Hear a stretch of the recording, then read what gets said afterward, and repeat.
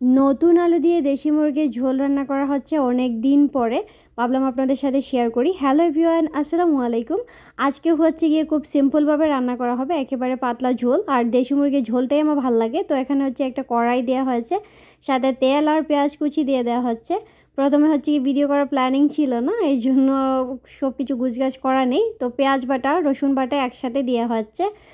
আজকে হচ্ছে গিয়ে খুবই কম মশলায় রান্না করা হবে, আপনার ভিডিওটা দেখলেই বুঝতে পারবেন। তো এবার হচ্ছে গিয়ে মরিচ গুঁড়া অ্যাড করা হয়েছে, খুবই সামান্য পরিমাণের। হলুদ গুঁড়া দেওয়া হচ্ছে, জিরে গুঁড়া ধনে গুঁড়া একসাথে দেওয়া হচ্ছে। আর আমি হচ্ছে গিয়ে আদা গুঁড়া এখানে অ্যাড করছি। আদাগুলো হচ্ছে যখন সস্তা হয় তখন আমি শুকিয়ে ব্ল্যান্ড করে রাখি, পরবর্তীতে এগুলো রান্নাতে ইউজ করি। স্বাদ মতো লবণ। এবার মশলাটাকে ভালো করে কষানো হবে। কালারটা দেখতে পাচ্ছেন কত সুন্দর আসছে। এবার হচ্ছে তেজপাতা গরম মশলা দিয়ে দেওয়া হচ্ছে। আর আজকে টমেটো কুচি, আর মাংসতে টমেটো কুচি দিলে খুব ভালো লাগে। আমি মোটামুটি চেষ্টা করি টমেটো কুচি সব তরকারিতে দিতে, যদি বাসাতে টমেটো থাকে। যেদিন থাকে না ওই দিন আর দেই না।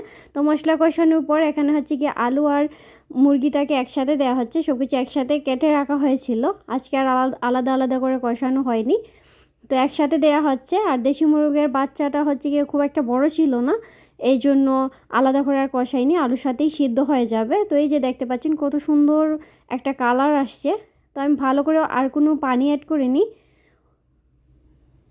আর ওই চুলাতে হচ্ছে গিয়ে বাটটা বসানো হয়ে গেছে, ভাত আর তরকারি একসাথে। আরেকটা তরকারি রান্না করা হয়েছে, ওইটা তোলা হয়নি। তো আমার তরকারিটা কষানো হয়ে গেছে, এবার আমি ঝোলটা দিয়ে দিচ্ছি। মোটামুটি অনেকটা ঝোল রাখতেছি। আর কালারটা দেখেন, একদম এই গরমে এর চাইতে ভালো আর কিছু হতেই পারে না। একেবারে পাতলা ঝোল কম মশলা দিয়ে ঠিক এইরকমভাবে একদিন রান্না করে খেয়ে দেখবেন, ভাল লাগবে। তো এই যে দেখেন, একেবারে কম তেল মশলা, একেবারে পারফেক্ট।